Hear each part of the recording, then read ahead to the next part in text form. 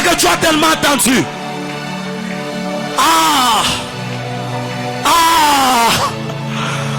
mahasauta. Ek a tout effort d'agaïto maye. L'on paraît qui te navira tous de ferigledos. Oh yes.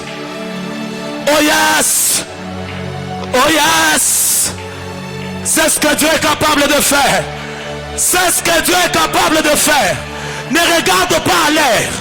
Concentre-toi. Ne regarde pas à l'air. Ce qui compte sur moi, c'est ce que Dieu veut faire. Ce n'est pas ce que moi j'aimerais faire. Ce n'est pas ce que j'aimerais dire. Mais ce que Dieu veut faire dans cette salle ce soir. La saison a changé. La saison a changé. Ah. Ah. Oh mon Dieu. Oh mon Dieu. Oh mon Dieu. Yes. Yes. Merci Saint-Esprit. Merci Saint-Esprit. Merci pour ce soir. Merci mon Dieu. Acclame Jésus. Acclame Jésus. Est-ce qu'on peut acclamer Jésus? Quelle présence ce soir. Acclame bien Jésus.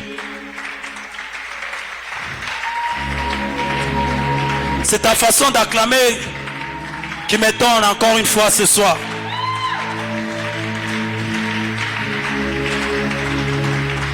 Yes. Nous pouvons nous rasseoir. J'aimerais qu'on fasse juste un mouvement. Tu vas saluer ton voisin. Et nous qui sommes derrière, nous allons avancer pour permettre à la presse de faire très bien son travail en prenant les images. Nous nous saluons et nous occupons les places qui sont devant.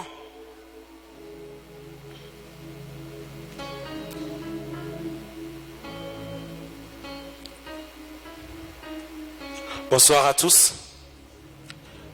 Nous vous saluons dans le nom de notre Seigneur Jésus-Christ. Et ce soir, nous sommes là encore pour apporter la parole de Dieu. Avant d'aller plus loin, je dis merci à Dieu pour ce soir. Je bénis le nom de l'Éternel pour ses privilèges. S'il a permis que nous soyons là ce soir, nous croyons qu'il a prévu quelque chose de spécial. Et j'aimerais ce soir dire merci à notre Père.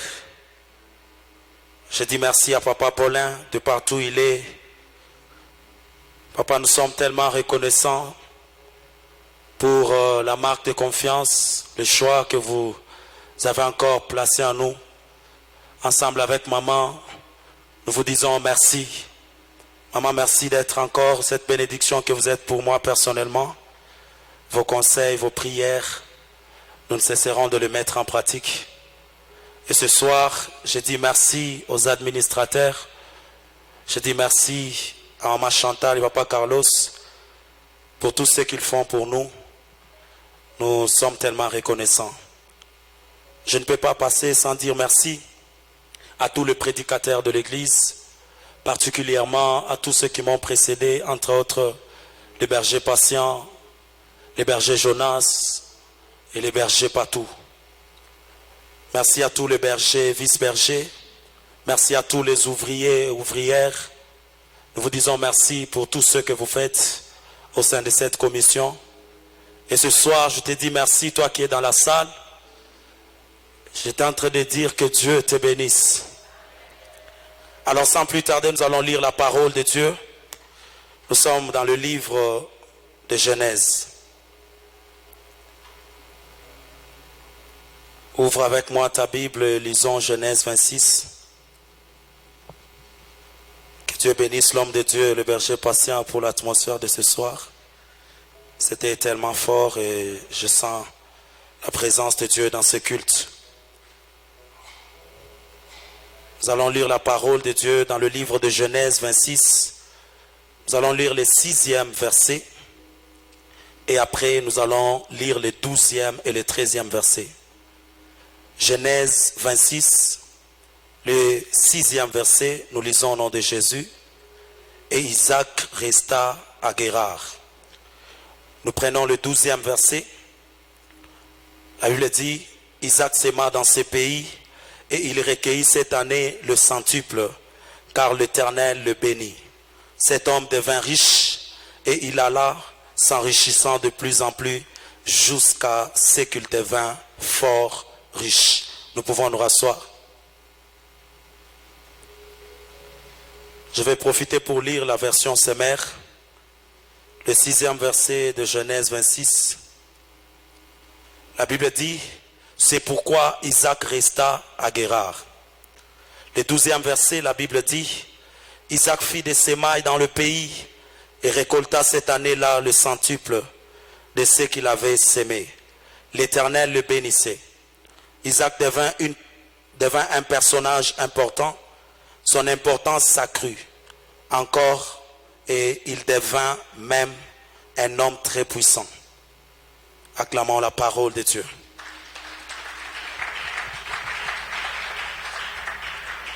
Alors, avant d'aller plus loin, comme vous le savez très bien, c'est ma deuxième prestation de la semaine. J'aimerais, à titre récapitulatif, parler sur ce que nous avons eu à partager le mercredi. Alors, notre thème dit simplement « Isaac s'aima dans ces pays et il devint ». Et le mercredi, nous avons partagé la parole de Dieu en disant qu'Isaac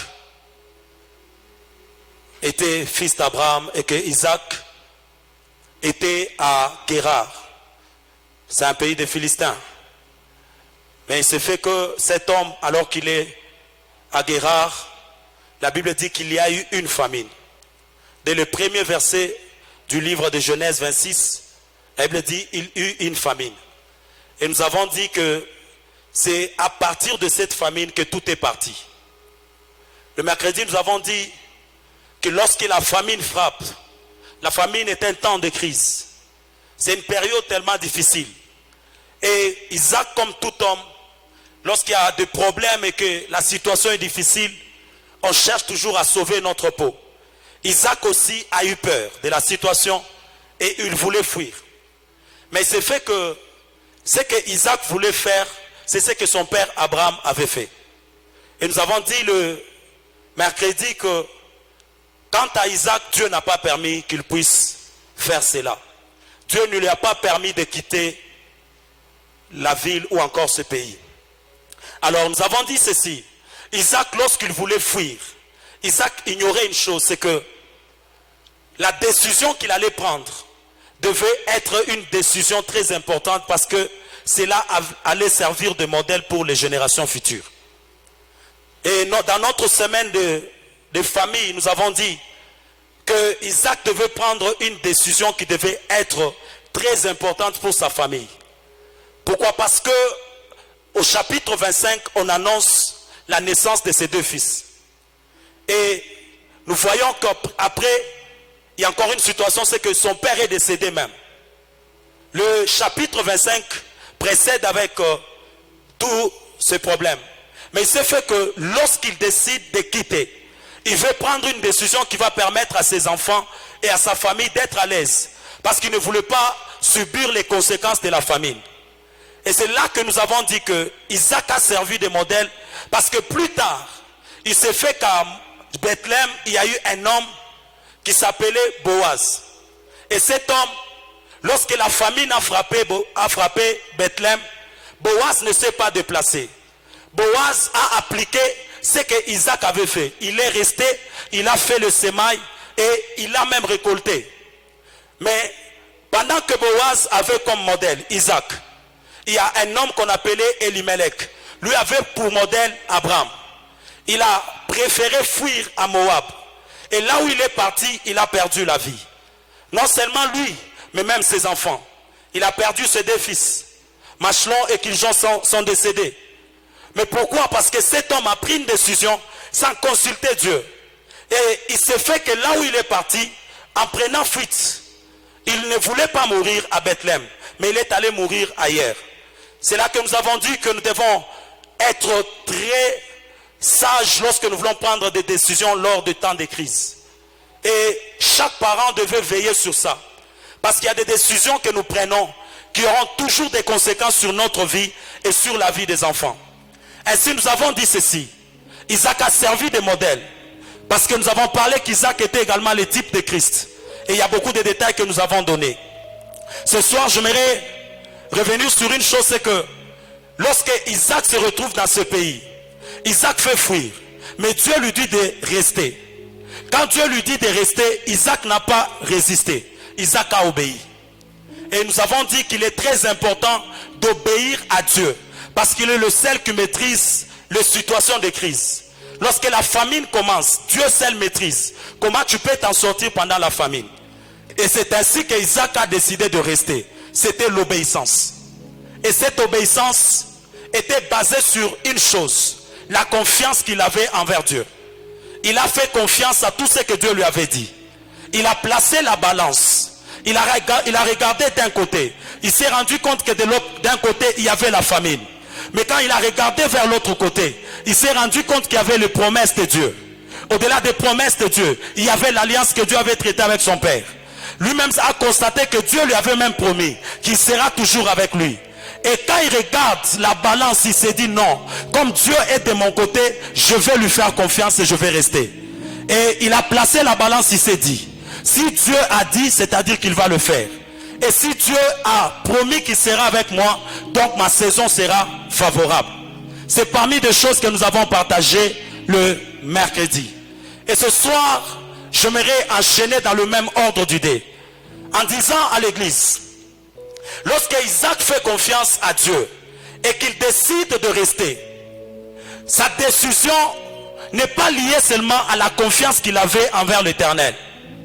Mais Isaac, après avoir fait cette analyse, il se rend compte qu'il doit prendre le risque de rester. Après avoir fait confiance à Dieu, Isaac a pris le risque de rester. Et là, j'aimerais dire à une personne que ce risque que je suis en train de parler n'est pas une simple façon de prendre l'audace. Ce n'est pas l'audace que nous prenons de n'importe quel moment. Ou encore que nous prenons de n'importe quelle manière. Mais j'aimerais exhorter quelqu'un lui disant ceci. Les risques que nous prenons, il est en conformité avec la parole de Dieu. Parce qu'Isaac, lorsqu'il prend la décision de rester, il prend le risque avec Dieu. Il ne prend pas le risque seul. Il prend le risque avec Dieu. Et ce soir, j'aimerais dire à une personne qu'il est important de prendre le risque avec Dieu. Parce que lorsque la saison est favorable, nous ne devons pas croiser le bras. Certaines choses ne viendront à nous que lorsque nous prendrons des risques avec le Seigneur. C'est pourquoi vous allez vous rendre compte que les conditions n'étaient pas réunies pour qu'Isaac reste. Toutes les conditions étaient réunies pour qu'il prenne fuite. Il y avait la crise. Et il était obligé d'aller là où il y avait l'approvisionnement. Mais Isaac décide de rester. Malgré la situation. Malgré le moment qui s'est passé à Guérard. Il a décidé de rester. Il a pris ce risque. C'est pourquoi j'aimerais dire à une personne ce soir. Notre thème dit simplement Isaac s'aima dans ce pays et il devint. Alors tu ne peux pas devenir si jusque-là tu ne sais pas prendre le risque dans la vie. Il y a des choses qui ne viendront pas à toi tant que tu ne sais pas prendre le risque avec Dieu. Dans la vie, chers parents, chers frères et sœurs, il y a des situations auxquelles nous faisons face. Et quand Dieu décide d'être de notre côté, il y a des choses qu'il attend de nous. Et il faut savoir prendre le risque. Car lorsque vous lisez la parole de Dieu, dans l'histoire de la Bible, vous allez vous rendre compte que tous les disciples de Jésus-Christ, de tous les disciples de Jésus-Christ, la seule personne qui a marché sur les eaux, alors qu'il y avait une forte tempête, alors que les eaux étaient mouvementées par le vent, c'était Pierre. Mais pourquoi Pierre a pris le risque de marcher sur les eaux? C'est parce qu'il a fait confiance au maître qui lui avait dit de marcher sur les eaux. Et c'est là que j'aimerais dire à une personne ce soir, il y a des choses, tant que tu n'as pas encore pris les risques, tu ne te feras pas les noms. Et il te sera difficile de devenir. Tant que tu veux devenir quelqu'un dans la vie, tant que tu veux avoir une certaine connotation de vie, tu dois savoir que la prise de risque avec Dieu paye toujours. Parce que ce que Pierre a fait de lui le seul disciple qui avait marché avec Jésus et qui est le seul qui avait marché sur les eaux. Et l'histoire retient cela. Il y a des gens, tant qu'ils prennent le risque dans la vie, on parlera toujours d'eux. On parlera toujours d'eux. Car lorsque vous lisez dans l'histoire de la Bible, dans 2 Rois chapitre 7, il y a les 4 lépreux. La situation de ces hommes m'a beaucoup aidé. Lorsque vous lisez l'histoire des 4 lépreux, la Bible dit, ces 4 lépreux ont pris la décision. Lorsqu'ils se sont rendus compte qu'il y avait la famine dans le pays, alors que de l'autre côté, chez les Syriens, il y avait à manger, il y avait l'approvisionnement. Ces 4 lépreux ont pris la décision d'aller se jeter dans le camp des Syriens afin de se trouver de quoi manger. Mais j'aime ce qu'ils se disent. Ils se disent ceci: si nous restons ici, nous mourrons de faim. Et si nous nous jetons dans le camp des Philistins, nous mourrons également de faim. Alors que faire? Mieux vaut se jeter de l'autre côté, parce qu'il y a à manger. Si on nous tuait, ce n'est pas un problème. Mais si on restait en vie, au moins on aura trouvé à manger. Mais j'aime la prise de risque de ces hommes. Parce que la Bible dit ceci: lorsqu'ils se mettent à avancer vers la Syrie, il se passe quelque chose. Je l'ai dit le mercredi. Quand la saison est favorable, tu dois savoir que pendant cette saison, tout peut tourner en ta faveur. C'est ce qui fait que lorsqu'ils prennent la décision de prendre le risque de se jeter dans le camp adverse, la Bible dit, pendant qu'eux étaient en train d'avancer, de l'autre côté, Dieu a créé un mouvement. La première des choses, le mouvement que Dieu a créé, c'est le mouvement des soldats qui étaient à la frontière. Ils ont abandonné les postes et l'entrée est restée vide. Pourquoi? Parce que Dieu était dans ce qu'il faisait. Quand tu prends le risque avec Dieu, tout ce que tu fais avec le Seigneur marche. C'est pourquoi ces hommes, pendant qu'ils étaient en train d'avancer, ils étaient lépreux. Ils se sont dit, on ira se jeter dans le camp adverse. Mais j'aime une chose, ils avaient une référence. C'est que un peu tôt, au chapitre 5 des 2 Rois, ils se rendent compte que dans l'histoire de la Bible, il y a eu un homme. Et cet homme s'appelait Naaman. Cet homme était lépreux, mais il était syrien. Mais lorsqu'il fallait trouver sa guérison, Naaman devait quitter la Syrie pour aller voir le prophète Élisée. Et il devait venir à Samarie. Alors il s'est fait que lorsque Naaman quitte de l'autre côté pour venir chercher sa guérison, Naaman est le type de personnes qui ne sont pas éligibles dans l'entrée du camp. Parce que les lépreux étaient considérés comme les impurs. Et ils n'avaient pas accès dans le camp. Mais il a eu quand même l'accès d'aller jusque chez le roi et d'aller jusque chez le prophète. Alors ces hommes se disent ceci: nous n'avons pas à manger, mais il y a à manger chez les Syriens. Alors que chez les Syriens, ils ont à manger, mais eux aussi n'ont pas la capacité de guérir les gens de la lèpre. Alors si les Syriens étaient venus chez nous pour chercher la guérison de sa lèpre, nous aussi on quittera chez nous pour aller s'approvisionner dans leur camp. C'est ce qui fait que lorsqu'ils prennent cela comme référence, la Bible me dit, ils commencent à avancer. Et pendant qu'ils prennent la décision d'avancer, j'aime ce que la Bible dit. De l'autre côté, les soldats entendent le bruit de chars et de chevaux. Ces hommes étaient lépreux. Ils n'étaient pas armés. Mais pendant qu'eux avançaient, l'Éternel faisait ressentir un autre mouvement. Mais vous savez pourquoi? Parce qu'ils ont pris le risque avec l'Éternel. Quand tu prends le risque de faire les choses dans ta saison, ces choses marchent et te donnent une renommée. Pendant qu'ils sont en train d'avancer, les soldats entendent le bruit. Ils se disent, là on n'a plus de choix. On n'a plus de choix que de fuir. On doit rentrer dans le camp. Ils ne savaient pas que pendant qu'eux étaient en train de se retirer, ils laissaient la brèche pour les 4 lépreux. Je suis en train de dire à une personne, quand tu es dans ta saison, quand l'Éternel te dit de faire quelque chose, mais il y a une vérité importante, c'est que Dieu ne te dira toujours pas tout. Il n'avait rien dit aux Syriens, ou encore aux 4 lépreux plutôt. Mais il y a une parole que le prophète Élisée avait annoncée. Et cette parole était que l'Éternel allait leur donner la farine.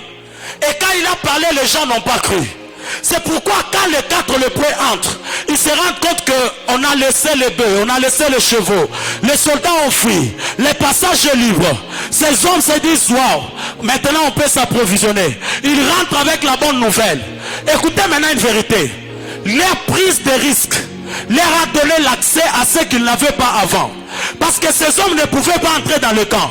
Mais quand ils ont pris la décision d'entrer dans le camp, et qu'ils ont constaté que le chemin était libre, ils sont rentrés jusqu'au dans leur pays pour dire, de l'autre côté c'est libre, on peut aller prendre à manger.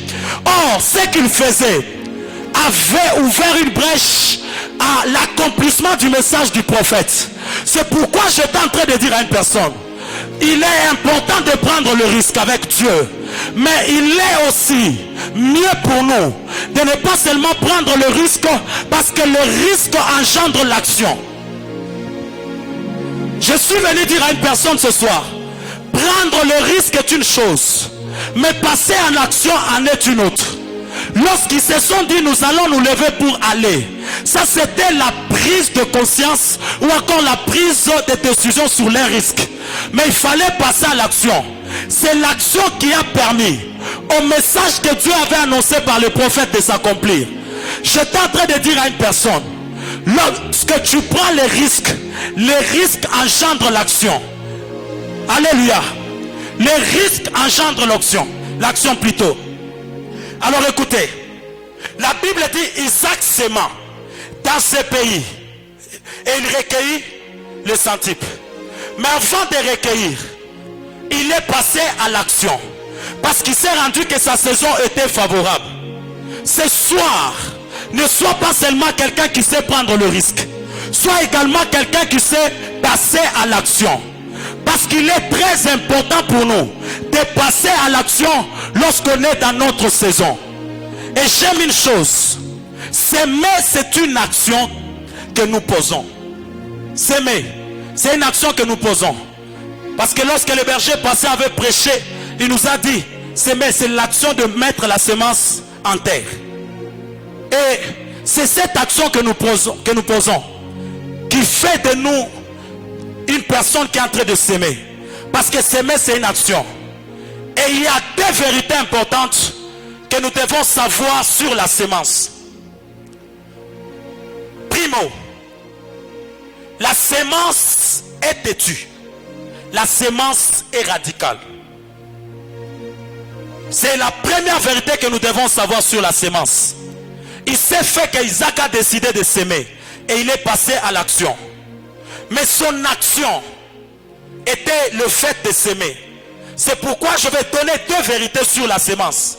La première vérité, c'est que la sémence est têtue. Lisons Galates chapitre 6 verset 7. Je vais paraphraser. Galates chapitre 6 le verset 7. La Bible dit, on ne se moque pas de Dieu. Ce que l'homme aura semé, c'est ce qu'il va récolter. C'est pourquoi je disais que la sémence est têtue. La sémence, quand tu la mets en terre, elle ne te donnera que c'est de son espèce. Elle ne te donnera que c'est de sa nature. C'est la première vérité que nous devons savoir. Bien aimé, tant que la loi des semailles et des moissons ne passera pas, dans ce monde nous sommes appelés à s'aimer. Car si nous voulons récolter quelque chose, nous devons commencer par s'aimer cela. Et c'est la première vérité que je mérite parler ce soir. Toute sémence a une capacité de te donner que c'est de sa nature. Tu ne peux pas s'aimer le maïs et vouloir récolter les arachides. Si tu sèmes le maïs, tu récolteras le maïs. La sémence est têtue. Église, écoutez, tout ce que tu as comme sémence ne te donnera que c'est de sa nature. C'est la première vérité. Et la deuxième vérité sur la sémence, c'est que en matière de sémence, toutes les sémences n'ont pas le même poids ou la même valeur. toutes les semences n'ont pas le même poids ou la même valeur. Et toutes les semences n'ont pas la même durée de croissance. J'aimerais dire à quelqu'un ce soir, tu ne peux pas vouloir s'aimer peu et récolter plus. Il est vrai que chaque semence a été toujours petite et la récolte est toujours grande. Mais cela sera toujours proportionnel à la capacité que tu as mis dans la terre. C'est pourquoi j'étais en train de dire que toute semence n'a pas la même valeur et toute semence n'a pas le même poids. Ou encore, toute semence n'a pas la même durée de croissance. Alléluia. Amen, amen. Est-ce qu'on est ensemble? Souffrez que je pose le base parce que c'est notre culte d'enseignement. Et quand nous lisons Matthieu 13, le verset 23, Matthieu nous confirme ce que je viens de dire. Pourquoi? Parce que lorsqu'on nous explique dans l'histoire du sémeur, il se fait que lorsqu'il a jeté la semence dans la bonne terre, la bonne terre a réagi comme toujours. Mais il se fait qu'il y a les grains qui ont donné 30%, d'autres ont donné 60 et d'autres ont donné 100. Mais tous les grains étaient tombés dans la même terre, la bonne terre. Ils ont donné les centuples mais à un niveau quelconque. 30 sur 30, 60 sur 60 ou encore 100. Ce qui fait que chaque semence n'a pas la même valeur. Bien aimé, tu veux changer ta vie en matière de récolte. Commence par changer la semence que tu jettes à terre. Parce que la quantité que tu jettes sera proportionnelle à la quantité de récolte que tu auras. Tu ne peux pas s'aimer peu et vouloir récolter plus. C'est pourquoi j'étais en train de dire qu'Isaac, après avoir identifié les problèmes qui étaient dans le pays, il a sémé. Il a sémé. Parce qu'il s'est dit que le véritable problème, c'était la non-productivité. Et il a identifié les problèmes. Église, écoutez, nous venons de différentes familles. Et nos familles font face à beaucoup de choses. Mais il se pourrait que nous sommes mieux placés pour changer beaucoup de choses. Alors on ne peut pas changer ce que nous constatons dans nos familles si nous ne savons pas identifier les vrais problèmes. Aujourd'hui, nous pleurons, nous nous lamentons, mais nous oublions que si nous identifions les problèmes auxquels nous faisons face, nous allons remédier à ces problèmes. Parce qu'il peut se faire que la terre soit stérile. Il peut se faire que les eaux soient amères. Mais si quelqu'un identifie que c'est la source du problème, c'est fini, les eaux seront assainies. Je suis en train de parler du prophète Élisée. Cet homme avait identifié la source du problème. Et quand il a pris le plat de sel, il est allé à la source. C'est là qu'il a réglé le problème. Je suis en train de dire à une personne ce soir, apprenons à identifier les problèmes que nous avons dans nos familles. Car si nous identifions les problèmes, nous allons attaquer les problèmes et nous aurons des solutions. Ce soir, j'aimerais dire à une personne, en l'encourageant par ce message, à prier jusqu'à ce que Dieu va te révéler le plus grand problème auquel ta famille fait face. Et c'est par là que tu vas attaquer ce problème. Des fois, tout ce que tu fais n'avance pas. Tout ce que tu es en train d'entreprendre ne va pas de l'avant. Peut-être que c'est la source qui a un problème. C'est à la source qui a peut-être le problème. Quand un homme vient, il repart comme il était venu. Mais quand tu regardes au niveau de la famille, le problème frappe presque tout le monde. Ce soir, en ce culte de famille, je suis venu révolter une personne. Tant que tu connais le véritable problème, tu vas l'attaquer par la source, tu vas le mettre à terre. Parce qu'un arbre qui a été déraciné aura du mal à pousser le rejeton. Bien mais si tu n'as pas encore déraciné l'arbre par ses racines et que tu l'as coupé, il peut encore avoir des rejetons. C'est pourquoi nous allons de même problème en problème. Je suis venu te dire ce soir que l'Éternel te donne la capacité non seulement de découvrir le problème, mais de mettre fin à ce problème. Je décrète et je déclare ce soir que le Dieu de mon Père te donne la capacité de recevoir les directives divines par rapport à ta famille et de régler tout problème auquel les membres de ta famille font face. Je l'ai dit le mercredi. Il y a des choses que nous constatons dans nos familles. Parce que nous-mêmes, on n'a rien fait jusque-là. Pourquoi ma famille est encore pauvre? C'est parce que moi-même, je suis pauvre. Pourquoi ma famille a un problème? Peut-être dans tel et tel autre domaine. Parce que moi-même, je ne suis pas la solution à ces problèmes. J'aimerais te dire ce soir, l'histoire de ta famille doit changer avec toi. Alors n'arrête pas de prier. Tant que tu es un enfant de Dieu et que tu marches avec le véritable Dieu, il y a des choses qui doivent fléchir à tes pieds.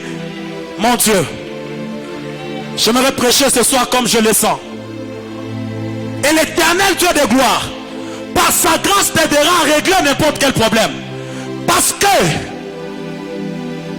les conséquences s'arrêtent lorsque les causes ont été attaquées. Si tu veux arrêter que l'eau coule au niveau de la parcelle, ne coupe pas seulement au niveau de la parcelle. Parce que tant que la régie des eaux envoie encore de l'eau, il y aura de l'eau dans la parcelle. Mais si tu veux couper, tu dois aller à la régie des eaux et leur dire n'envoyez pas de l'eau de l'autre côté. Parce que c'est là qu'il y a la source. Ce soir, je suis venu dire à une personne, Dieu va te donner la capacité d'aller jusqu'à la source et de régler le problème qui te faisait face. Le problème auquel tu ailles à faire face et qui était compliqué devant ta face. C'est ainsi que lorsqu'Isaac identifie le problème, il passe à l'action. Il s'est dit non, dans ce pays, la non-productivité est en train de faire pleurer les gens. Alors je vais s'aimer. Et quand Isaac décide de s'aimer, vous savez ce que l'action pose? L'action permet à Isaac de se démarquer. Tu ne peux pas te démarquer tant que tu ne sais pas poser les actions qui vont te distinguer des autres. Bien-aimé, tu ne vas jamais te distinguer dans ce monde. Si ce que tu fais, c'est ce que tout le monde fait. La famine a frappé tout le monde. Alors qu'est-ce que tu dois faire? Parce que Dieu t'a dit de rester dans ce pays. Démarque-toi. Démarque-toi. Vous savez quoi? Lorsqu'il y a la rareté, les prix augmentent. La valeur augmente lorsqu'il y a la rareté. C'est lorsque tu te démarques que tu vas te distinguer. Tant que tu ne t'es pas encore distingué, tu vivras les mêmes choses que tout le monde. Il est temps qu'on ait des hommes et des femmes dans l'église qui ne font pas seulement les mêmes choses, mais qui se démarquent dans plusieurs domaines. Je serai heureux de voir dans les jours qui sont en train de venir les hommes s'imposer dans différents domaines. Parce que la démarcation va faire en sorte que l'on puisse remarquer ce que tu fais de spécial. Notez bien, église, l'action d'un homme le connecte au surnaturel. Isaac savait que la terre était stérile, mais cela ne l'a pas empêché de s'aimer. L'action d'un homme de foi le connecte toujours au surnaturel. Quelles sont les actions que tu poses? Peut-être que tu te plains tous les jours, les finances sont bloquées. Mais qu'est-ce que tu fais pour que les finances s'ouvrent? Tu pleures chaque jour, je n'ai pas l'argent, je souffre, personne ne me regarde, ma vie est tellement douloureuse. Bien-aimé, mais qu'est-ce que tu poses comme action pour que cette situation change? Est-ce que tu poses les actions alors que le surnaturel est possible? Cette terre-là était stérile. Elle n'a pas empêché Isaac de s'aimer. Ce n'est pas parce que tout le monde pleure que tu dois aussi pleurer. Tu dois te lever afin de poser les actions qui vont donner une certaine connotation dans ta famille. Alléluia. Passer à l'action. J'aimerais dire une vérité, c'est que passer à l'action, car la terre et l'univers tout entier connaissent le langage de l'éternité et ils obéissent. La terre et l'univers tout entier connaissent la voix de l'éternité et ils obéissent à cette voix. Dieu a dit que la lumière soit et la lumière fut. Il a dit que la terre, que les eaux poussent de la terre, les eaux ont poussé. La création toute entière maîtrise le langage de l'éternité. Un enfant de Dieu n'est pas n'importe qui. Bien aimé, tout pouvoir nous a été donné afin que par la langue que l'on appelle à l'existence ce qui n'existait pas.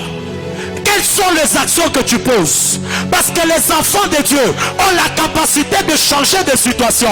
Quand je regarde Guérard, je me dis bien sûr Guérard a une terre stérile, mais je vais s'aimer dans cette terre car je crois au surnaturel. La main de Dieu me donnera plus que ce que aïe.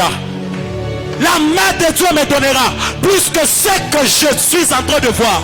Il est vrai que la terre est stérile, mais je marche avec le Dieu qui a créé la terre, qui a placé les eaux en dessous de la terre. La terre elle-même ne connaît même pas comment elle résiste sur les eaux qui sont en bas. Parce que l'Éternel est celui qui a placé cela comme ça. Pourquoi la terre ne se noie pas dans les eaux? Parce qu'en dessous de la terre, il y a de l'eau.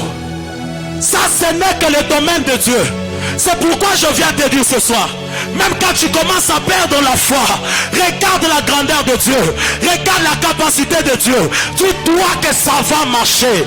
Quel que soit ce que je vois, tant que Dieu m'a dit, je sais qu'il va le faire. Tant que Dieu m'a promis, je sais qu'il va accomplir. Tant qu'il a dit qu'il est avec moi, ce qui va me résister ne va jamais lui résister lui. Alléluia. Alors écoutez, bien-aimés frères et sœurs, il y a deux vérités sur l'action. La première des choses, c'est que sans l'action, il n'y a pas de distinction. Primo, sans l'action, il n'y a pas de distinction. Je venais de le dire. Et quand vous lisez la Bible, tous les héros de la foi étaient des hommes qui savaient poser des actions. Tous les héros de la foi.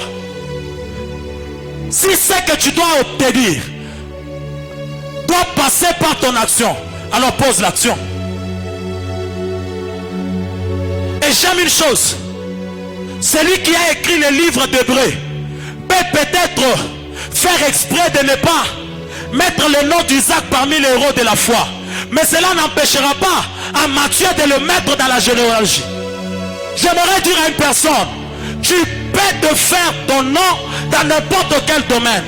Et lorsqu'on t'oublie à gauche, on ne va pas t'oublier à droite. Je suis en train de dire à une personne, pendant cette saison, si on t'oublie à gauche, on ne va pas t'oublier à droite.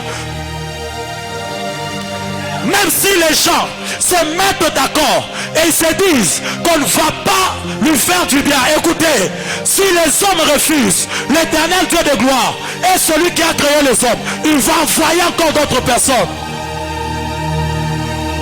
Ce n'est pas parce que tu es parti dans la caverne d'Adoulam que les endettés ne vont pas te suivre. Écoutez, les hommes qui ont la meilleure vie peuvent rester, mais ce sont les endettés là que l'onction va transformer afin qu'ils deviennent des vaillants. On peut te refuser par ceux qui ont la meilleure vie, mais les endettés ne vont jamais te refuser. Écoutez, peuple de Dieu, à partir de ce soir, ne marche pas tête basse, parce que l'homme ne connaît pas ce que Dieu a prévu pour toi. Et demain appartient à Dieu. Seul Dieu maîtrise qui est-ce que tu vas rencontrer et qui te fera du bien. Je suis en train de dire à une personne ce soir, posez des actions qui vont vous distinguer. Posez des actions qui vont mener la différence. C'est qu'il est en train de prendre notre forme. Nos bras dégâts sous les bâches. Pali asuta la baha savane. Omita ou amiate au savérable de pas.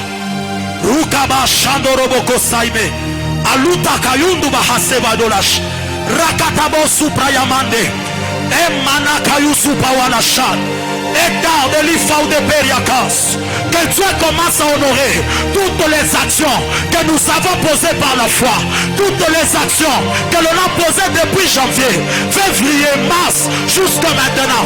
Que Dieu commence à les honorer. Si tu as sémé, que Dieu honore ta sémence. Si tu as prié, que Dieu exauce ta prière. Bien aimé, toutes les bonnes actions que tu as posées, que Dieu les honore. Que Dieu les honore. Tu as fait du bien aux gens, que Dieu te fasse aussi du bien. Oh mon Dieu, tu as béni la vie des gens, que Dieu te bénisse également. Que ce qui t'est compliqué devienne facile pour toi. Que la main de Dieu te donne ce qui te manque ce soir.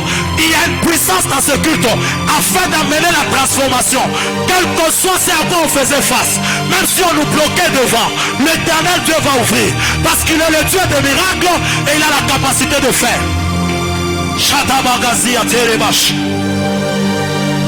Et il y a une deuxième vérité. C'est que par rapport aux actions, celui qui ne se met pas en mouvement n'entrera pas dans sa destinée et ne deviendra personne dans la vie. Ça, c'est la deuxième vérité. Bien-aimés frères et sœurs, si tu ne poses pas d'action, si tu ne fais pas de mouvement, tu auras du mal à entrer dans ta destinée. Et il sera difficile de te faire un nom. Écoutez, Église. Tant que tu préfères croiser les bras, rien ne viendra à toi. Dans la vie, toutes les choses ne viennent pas seulement vers nous. Il y a des choses qui attendent qu'on aille vers eux. Le véhicule attend qu'il y ait un chauffeur pour le démarrer. Et tant que le chauffeur n'est pas entré dedans et qu'il n'a pas démarré, le véhicule n'ira nulle part. La gloire, elle n'est pas peut-être visible, mais elle t'attend quelque part. C'est en posant des actions que tu auras la gloire qui t'attend. Mais ce qui m'étonne, c'est que toi tu ne dis pas Amen. Alors que le Seigneur lui-même, assis sur son trône, il dit Amen. Parce qu'il s'est fait que il a pris la décision de prendre le livre et de rompre le sceau. C'était la conception et l'acceptation. Il a accepté de prendre le livre et de rompre le sceau. Mais ça ne suffisait pas. Il fallait qu'il passe à l'action. Il avait vu Golgotha, mais il fallait qu'il passe à l'action. Parce que c'était en passant par Golgotha qu'il y avait sa gloire. Certaines choses ne viennent que lorsque nous posons des actions. Écoutez David. Tu n'as pas peut-être la possibilité des gens qui entrent dans la maison du roi pour avoir Michal. Mais Michal, tu peux l'avoir par l'action que tu vas poser. Si ton action c'est Goliath, alors tu l'es. Michal, David, tu ne sauras pas l'avoir. C'est la fille du roi. Mais pour l'avoir, pose les actions. Goliath est devant toi. Pose l'action. Écoutez, peut-être que tu es en train d'apprécier tous ceux qui partent à Dubaï. Tu apprécies tous ceux qui partent en Tanzanie. Mais j'aimerais te dire, ils ont commencé à zéro. Dieu les a bénis jusqu'à ceux qui sont arrivés là. Pose aussi des actions. Les actions vont nous distinguer dans ce monde. Les actions vont amener la renommée. Isaac est devenu parce qu'il savait poser les actions qui pouvaient le distinguer. Mais la Bible dit, Isaac a semé. Isaac a semé où? Isaac a semé à Guérard. Il a semé à Guérard. Alors, Guérard représente quoi? Guérard est frappé par la famine. Guérard est frappé par la crise. La terre est stérile. Mais c'est là qu'Isaac sème. Or, Guérard veut dire logement. Ou encore habitation. Ou encore lieu de séjour. Lorsqu'il voit Guérard, Guérard est une habitation, Guérard est un logement, ou encore un lieu de séjour. Mais ce que je n'aime pas ici, c'est que Guérard est un lieu de séjour, mais Guérard est devenu inhabitable. Parce que Guérard est frappé par la crise. Son nom et ce qui se passe se contredisent. Le lieu de séjour est devenu une terre desséchée. Le lieu de séjour est devenu un lieu inhabitable. Les gens veulent fuir vers l'Égypte. Alors qu'est-ce qui se passe à Guérard? Je pose maintenant la question à Isaac. Tu savais tout ça, mais pourquoi tu as semé? Comment Isaac peut semer dans une terre stérile? C'est là qu'Isaac me ramène dans Matthieu 13, 23. Est-ce qu'on peut ouvrir nos Bibles? Il y a un détail très important.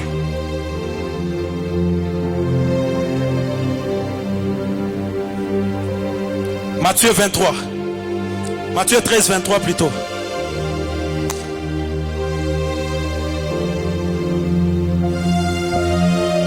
Qu'est-ce que la Bible dit?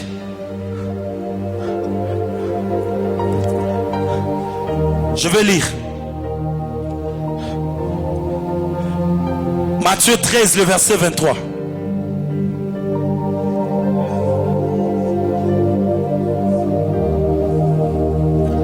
Verset 23. La Bible dit, c'est lui qui a reçu la semence dans la bonne terre. Et celui qui entend la parole et la comprend, il porte du fruit. Et un grain en donne 100, un autre 60 et un autre 30. Alors je pose la question à Isaac. Guérard n'est pas une bonne terre. Normalement la terre qui doit donner les centuples, c'est une bonne terre. Amen, amen. La terre qui doit donner les centuples, c'est la bonne terre, selon la parole de Dieu.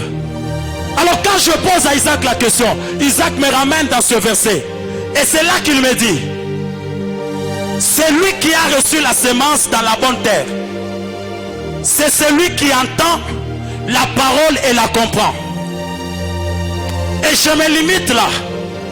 C'est lui qui entend la parole et la comprend. Et Isaac me ramène pour me dire, j'ai entendu la parole de Dieu dans Genèse 26 à partir du 2e verset jusqu'à 5. Et quand j'ai entendu la parole et que cette parole est entrée en moi, j'ai compris cette parole, je suis resté. Et comme j'ai décidé de rester, la suite du verset dit, et il porte du fruit et un grain en donne 100. Les graines ont commencé à me donner les centuples parce que j'avais entendu la parole de Dieu et je l'avais compris. C'est ce qui fait que l'Éternel Dieu de gloire a rendu ma terre favorable. Alors, comment Guérard peut vivre la contradiction? Parce que Guérard est comparé à Zabulon. Zabulon, le fils d'Abraham, le fils de Jacob. Le fils de Jacob, Zabulon, il l'a eu avec Léa. Mais quand vous lisez la parole de Dieu, la naissance de Zabulon, son nom veut dire attachement ou encore habitation. Parce que sa mère a dit, on peut me donner Genèse. Genèse 49. Et nous allons avancer. C'est toujours important d'aller avec la parole de Dieu. Genèse 49. Nous allons prendre le verset 13. Non, par rapport à la naissance. Nous allons prendre Genèse 39. Je reviendrai plus tard sur le livre de Genèse 49. On va revenir sur ça. Yes.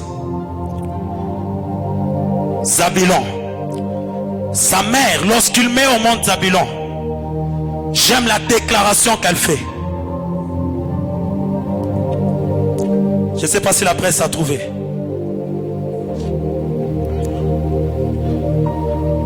On est dans Genèse 30-20.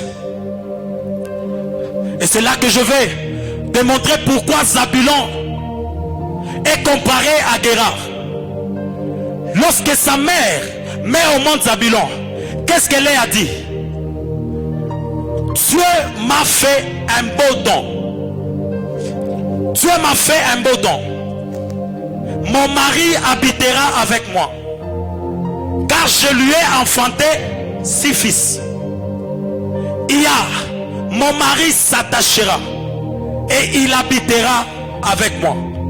Zabulon veut dire attachement ou encore habitation. Mais il y a un détail que Léa dit ici. L'Éternel m'a fait un don. Quelle est la terre qui prend la forme du don, si ce n'est la terre que Dieu a juré de donner à Isaac dans Genèse 26? Et elle poursuit en disant, cette fois-ci, mon mari habitera avec moi.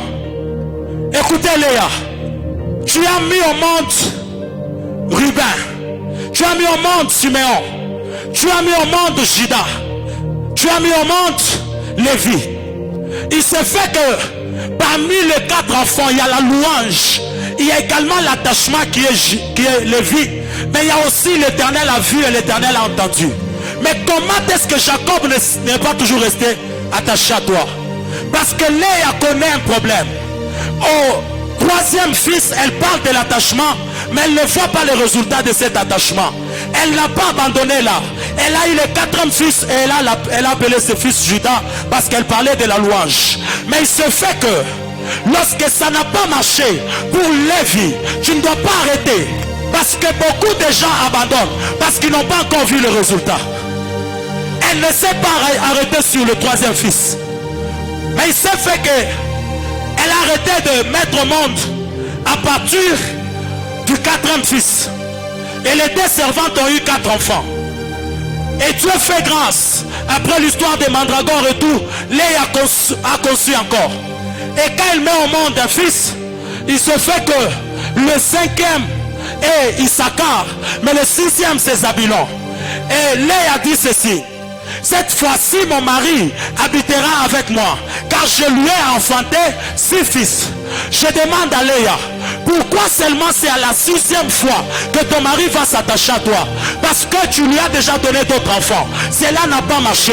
Pourquoi seulement à la 6e fois? C'est là que je comprends que Léa avait déjà compris le système du chiffre 6. Vous savez, il y a une vérité, c'est que le chiffre 6 est considéré comme le premier chiffre parfait. Il est considéré comme le premier chiffre parfait en mathématiques.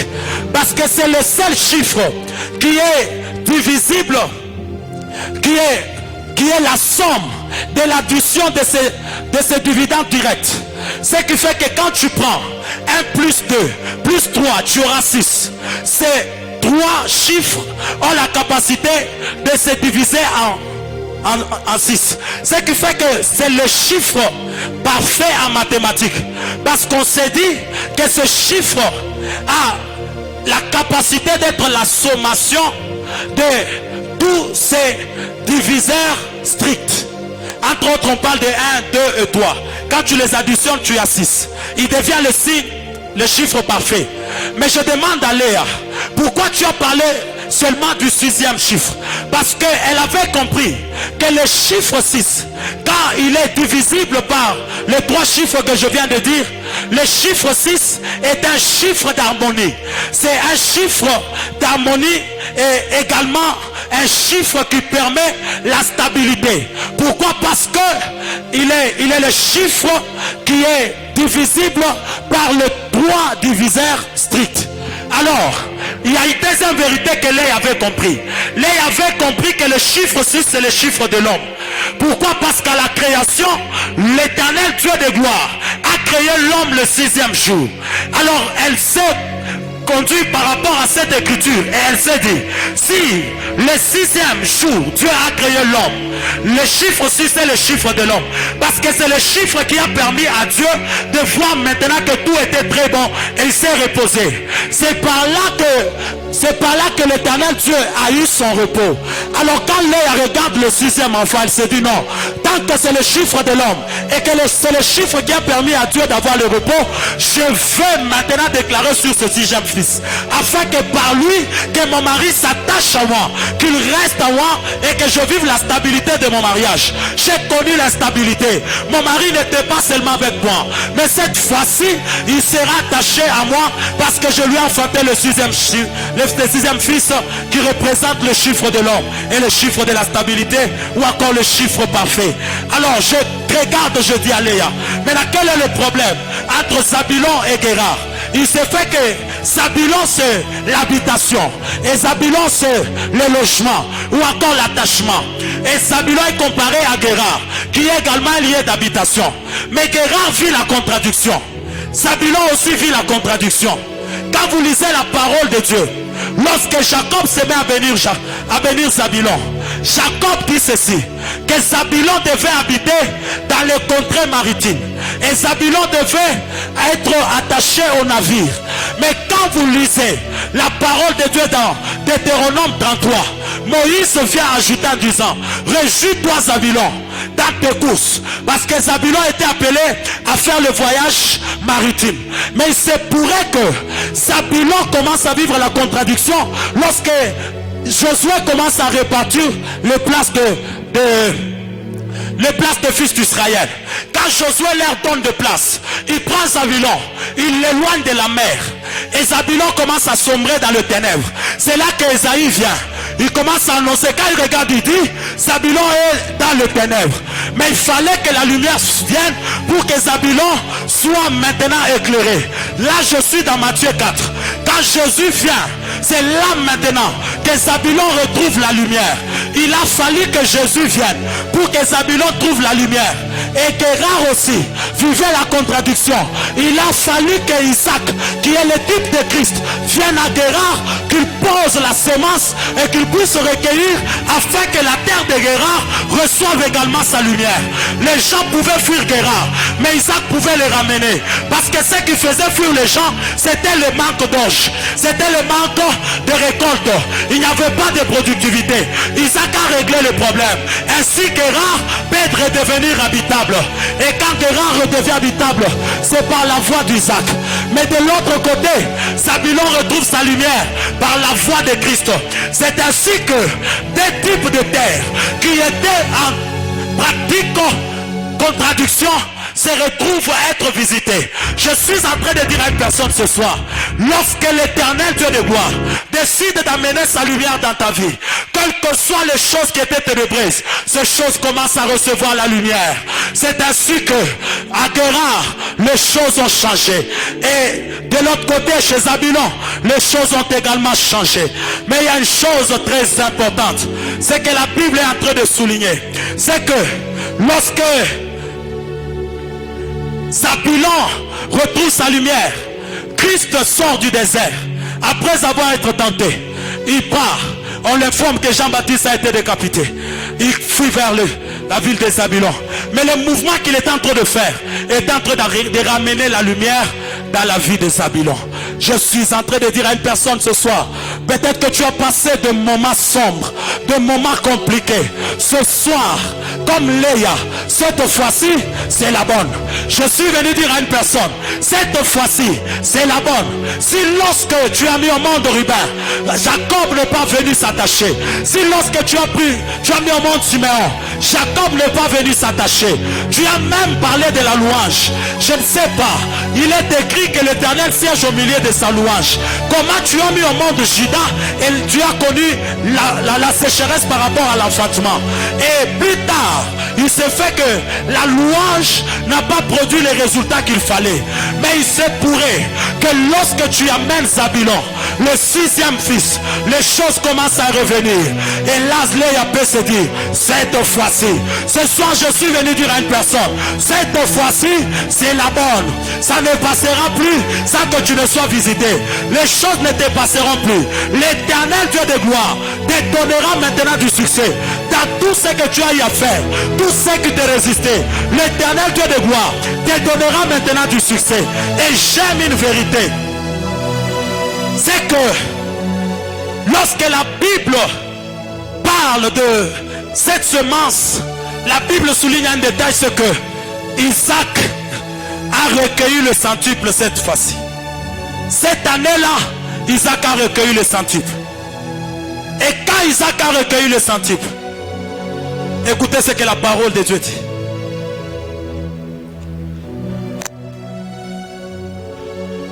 Il a recueilli le centuple car Dieu les bénit. C'est parce que Dieu l'a béni qu'il a recueilli le centuple. C'est un détail très important. En d'autres termes, la bénédiction devient la maternité de l'accomplissement de la richesse d'Isaac. Ce qui fait que c'est la bénédiction qui engendre la richesse d'Isaac. Parce que la Bible dit, tout ce qui s'est passé, il a semé, il a recueilli. C'est parce que l'Éternel l'avait béni. C'est pourquoi j'étais en train de dire que la bénédiction était le fondement ou les boutons déclencheurs de la richesse d'Isaac.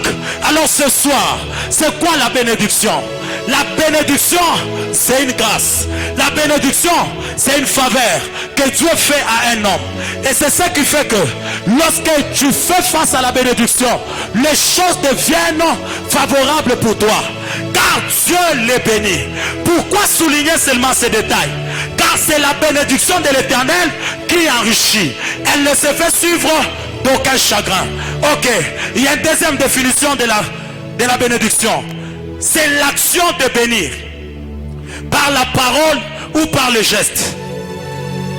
Mais jamais une définition, c'est que la bénédiction dans son sens étymologique, quand on parle de bénédire, cela veut dire bien dire ou encore dire bien. C'est ce qui fait que lorsque Isaac regarde la vie de son fils, il s'est dit, je ne peux pas aller sans avoir bien dit sur la vie de mon fils aîné Ésaü, malgré que cela est tombé sur Jacob. Je vais revenir là plus tard. Mais il se fait que c'est la bénédiction de l'Éternel qui enrichit. Elle ne se fait suivre d'aucun chagrin. Alors j'aimerais dire à quelqu'un ce soir que celui qui est béni de Dieu ne force rien. Celui qui est béni de Dieu ne force rien. Quand la bénédiction est sur toi, tu ne vas rien forcer. Et je te sens tellement froid parce que cette parole n'est pas pour toi. Alors que la Bible dit que Joseph, dans la maison de Potiphar, tout ce qu'il touchait prospérait. Un homme béni est devenu une source de bénédiction dans la vie de Potiphar. Un étranger, tout ce qu'il touchait, pas ce qu'il faisait, touchait seulement. C'est pourquoi je dis, l'homme qui a la bénédiction de Dieu sur lui ne va rien forcer. La bénédiction de Dieu va tellement amener les choses sur son chemin.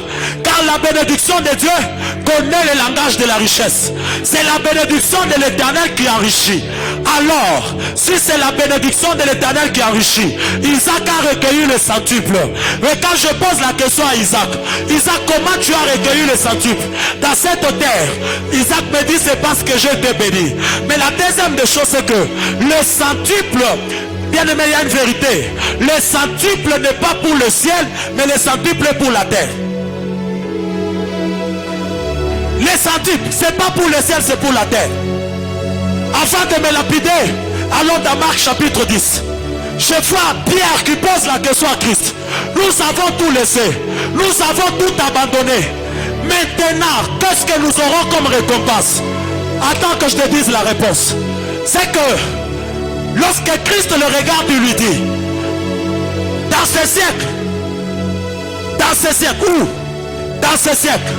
C'est pourquoi je disais que le centuple n'est pas pour le ciel, mais c'est pour la terre.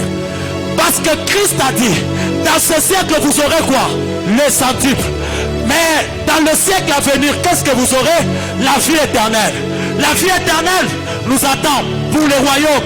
Mais sur la terre, c'est le centuple qui est répandu. Je suis en train de dire à quelqu'un, le centuple est pour toi. Le centuple est pour moi. Le centuple est pour ta famille. Toi qui forçais les choses, que l'Éternel Dieu de gloire change ta saison, afin que le centuple vienne sur ton chemin. Tu feras quelque chose de petit, mais Dieu la rendra plus grande. L'Éternel Dieu de gloire va te donner le centuple dans tes entreprises, dans tes travaux, dans ton travail plutôt, et même dans ta famille, dans tout ce que tu vas faire. Désormais, dans la marchandise, le centuple, dans les affaires, le centuple, dans le travail, le centuple. On ne te coupera plus le salaire. Oh mon Dieu de gloire, On ne coupera plus ton salaire. Parce que tu auras le centuple. Le maximum de ce que tu as y apposé comme travail. À partir de ce soir, c'est une soirée de centuple. On ne fera plus rien sans récolter le centuple. Car la bénédiction de l'Éternel est sur nous. Elle est sur nous. On ne va rien forcer. Parce que la bénédiction est sur nous. Et Joseph, tout ce qu'il touchait prospérait. Alors écoutez,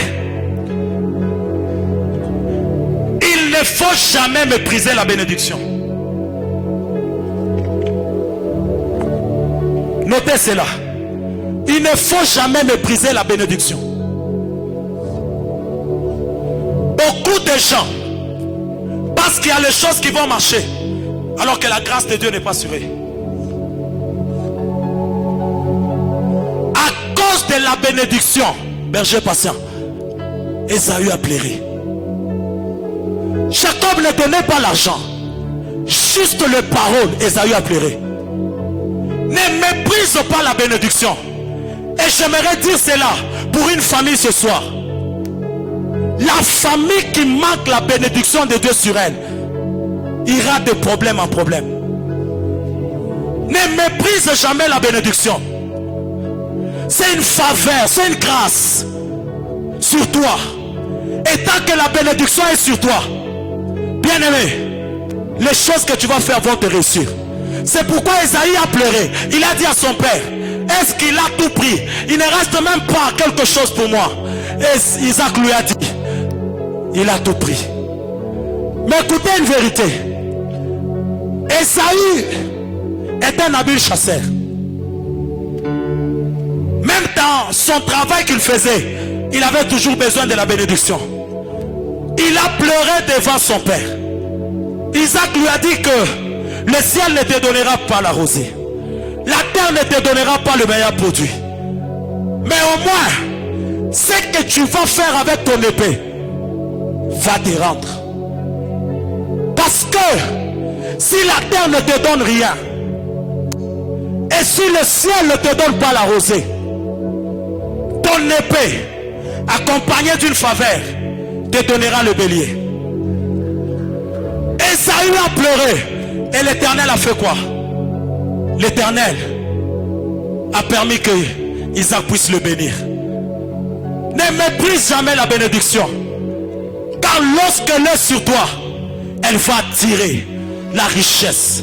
C'est la bénédiction qui a béni la vie d'Isaac. Qui a enrichi Isaac plutôt.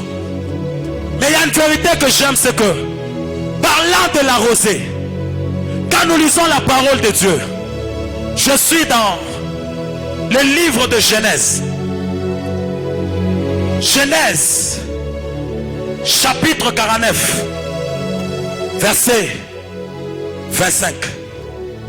Genèse 49, 25. Il y a une bénédiction qui est relâchée. Je vais maintenant prêcher rapidement et je vais clôturer mon message de ce soir. Quand vous lisez cette parole, il met l'emphase en bénissant son fils sur les bénédictions des cieux, ceux qui viennent d'en haut, et les bénédictions des eaux en bas. C'est la bénédiction qui était sur Joseph. Quand Jacob se met à libérer les paroles sur Joseph, il relâche les bénédictions d'en haut et les bénédictions d'en bas. Au point où, si la rosée ne donne rien, la terre donnera le eau. C'est la bénédiction qui était sur Joseph. Et Moïse vient éclairer là-dessus. Quand Moïse vient, dans Deutéronome, chapitre 33, 13 à 16, nous allons le lire à la fin. Mais j'aimerais le lire dans la version... Je m'excuse. Nous allons lire cela dans les textes originaux. Wow. Genèse 49. Prenons le verset 25. J'aime un détail très important. Genèse 49, le verset 25. Dans cette version, il est écrit: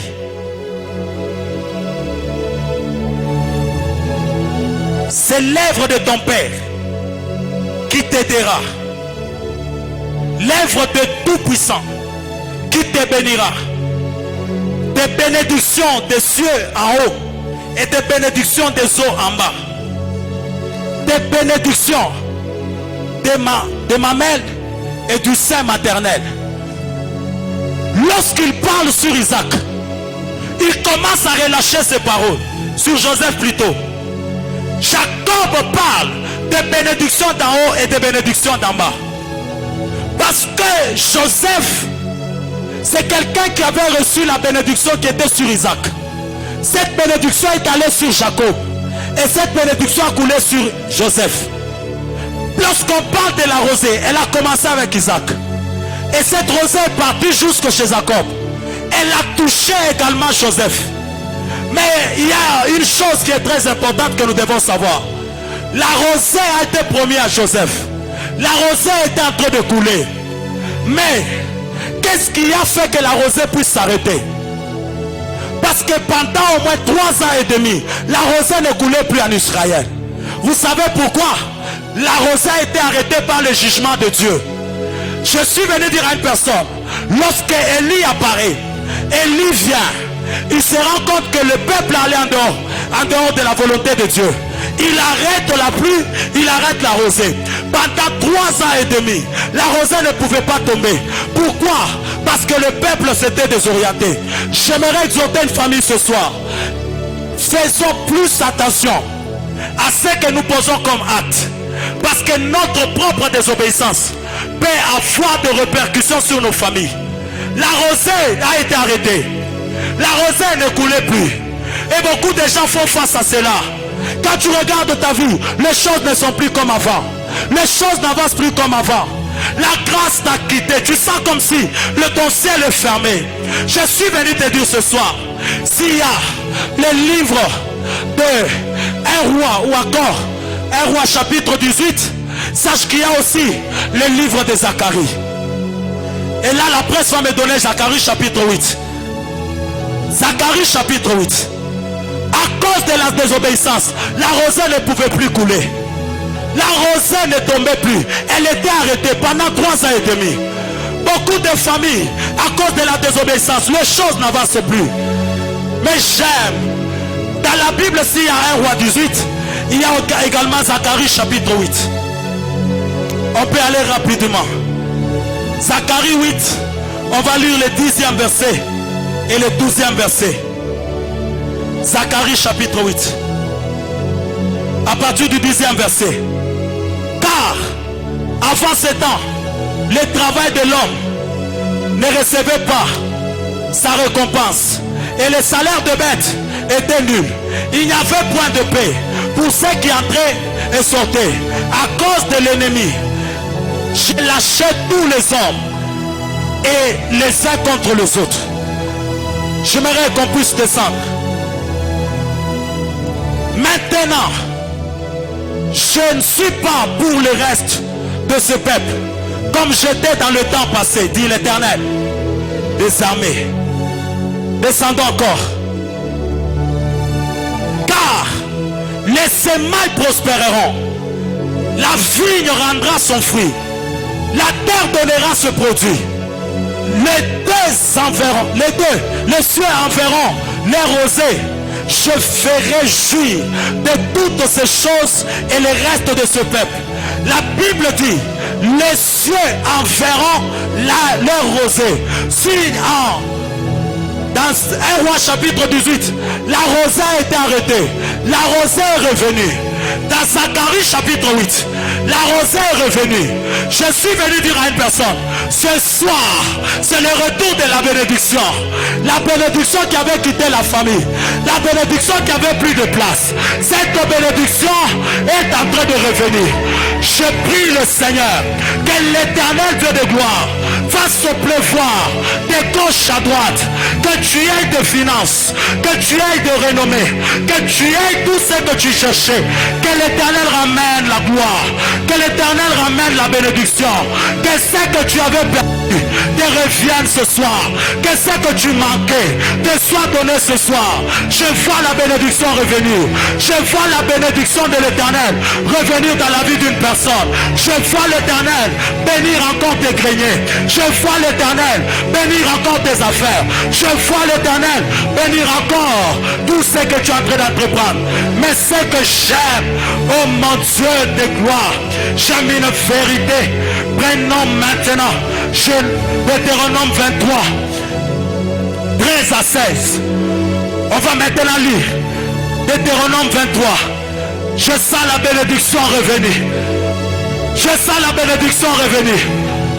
Fini le temps de pleurs, Manaïm, fini le temps de lamentation.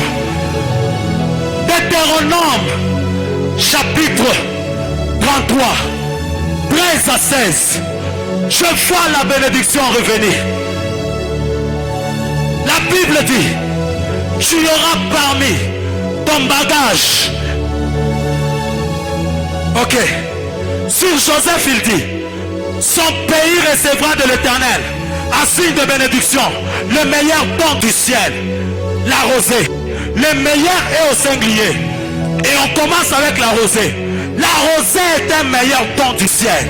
Et que la rosée te soit donnée ce soir. Je m'attache à l'alliance de mon Père. Je réclame la rosée sur ta vie. Je prie que Dieu relâche sa rosée sur ta vie. Qu'est-ce que la Bible dit? Le meilleur don du ciel, la rosée. Les meilleurs eaux qui sont en bas.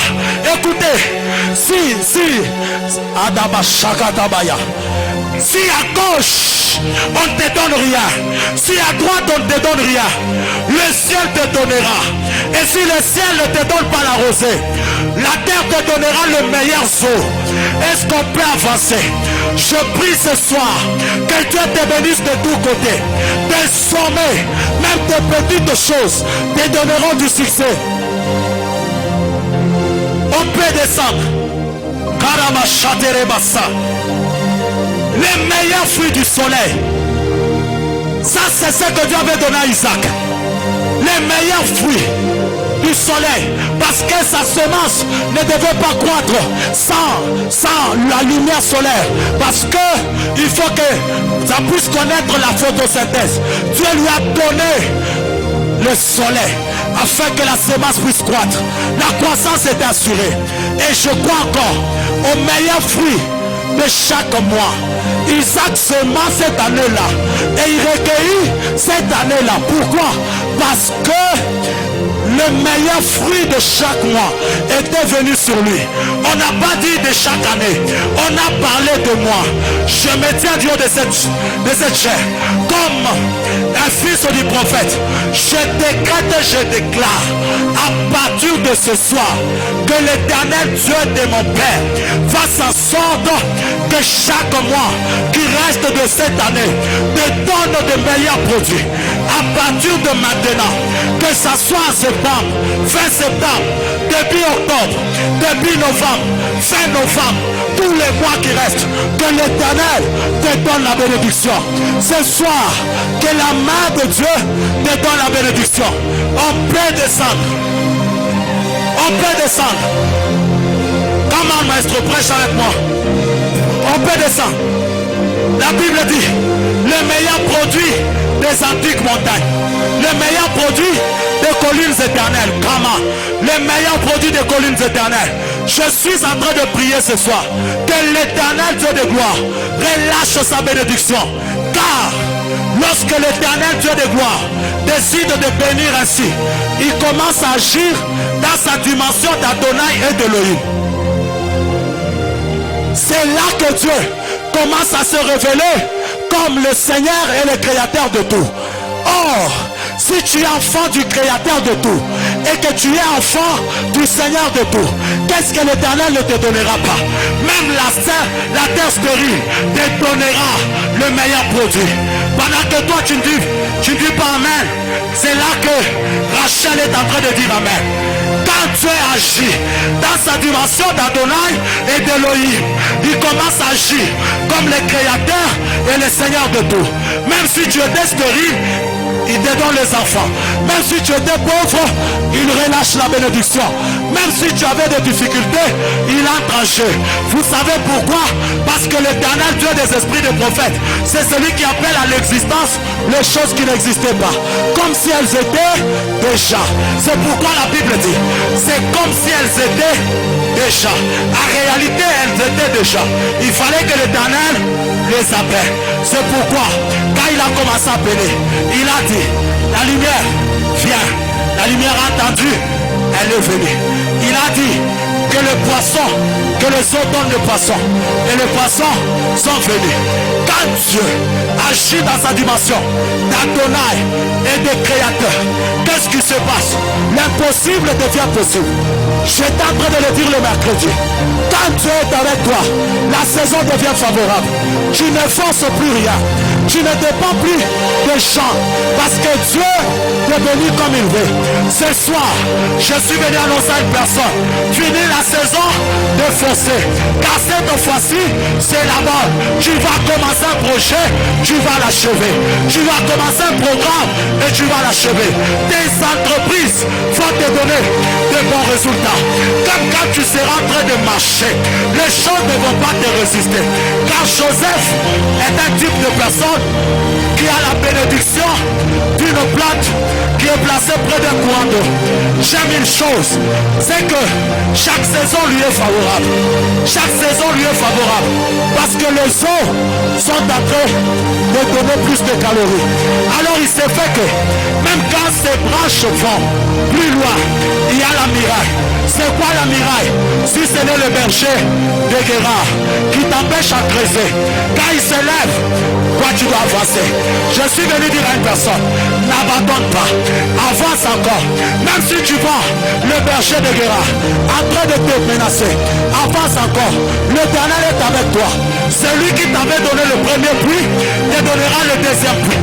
Même s'il vient au deuxième puits, si Dinan et sec ne suffisent pas, il y a aussi Rehoboth. Rehoboth veut dire, l'Éternel m'a mis au large. Je suis en train de déclarer que Dieu te mette au large. À partir de ce soir, que Dieu te mette au large. Que Dieu te mette au large. Qui est celui que Dieu a mis au large? Si ce n'est Salomon, la Bible dit, il était béni. Adamacha, il était béni. Salomon était béni. L'abre Katou Sapareya, l'homme parle qui va nous sauver. Malou Chataoua Sebega, l'homme Pratou Kayemande. Je prie que le Dieu de mon Père te donne la bénédiction comme il l'avait fait pour Abraham, pour Isaac, pour Jacob, pour Salomon. Que Dieu te bénisse, que Dieu t'honore, que Dieu te donne le meilleur produit de la terre. Sois béni à partir de ce soir, que tu ne forces plus rien. Je sens que je dois relâcher cela. Je sens que je dois relâcher cela. Tout est possible ce soir.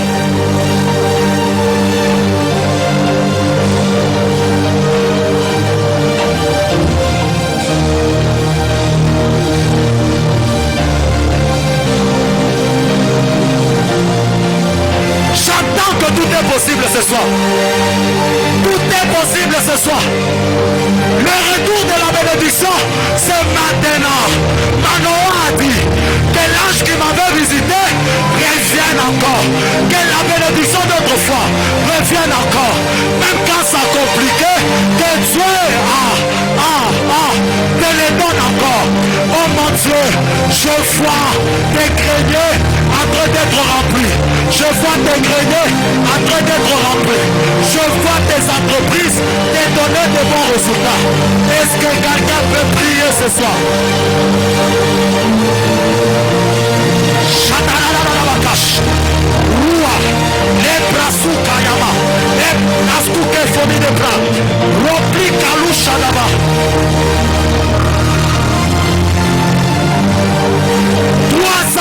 On suffit pour que la rosée revienne.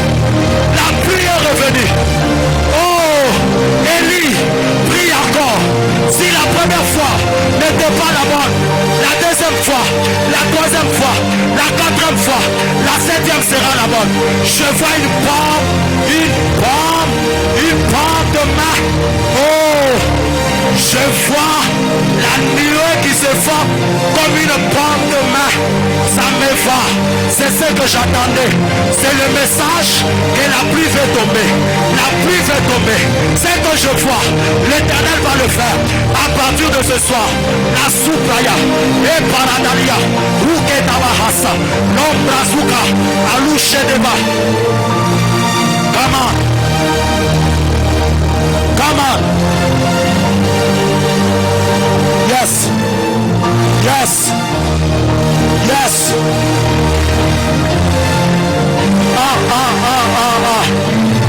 C'est culte. C'est culte. C'est culte. C'est culte. La bénédiction de Dieu. Comme au jour d'autrefois. Comme au jour d'autrefois. La Bible dit, quand l'arche est en train de revenir, le peuple était dans la joie. Ils poussaient des cris de joie. Ils acclamaient parce que l'arche était de retour. Je vois l'arche revenir. Je vois l'arche revenir. Je vois l'arche revenir.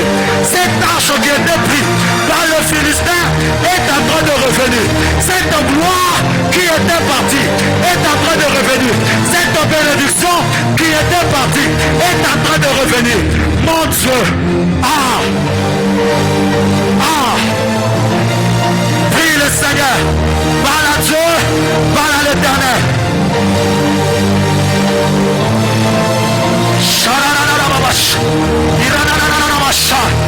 Rakatabaka, Rukatabosanta, et Paratuza de Parecle, Ramekaluta Ibausa, Waluch et Lofaideka, Roplikaduza de Pe, Namrasuka Emaya, Lopar de Lech, la soirée de bénédiction, la soirée de bénédiction, la soirée de bénédiction. Oh mon Dieu de gloire, Père, relâche encore, Père, ramène encore, Yahweh, ramène encore.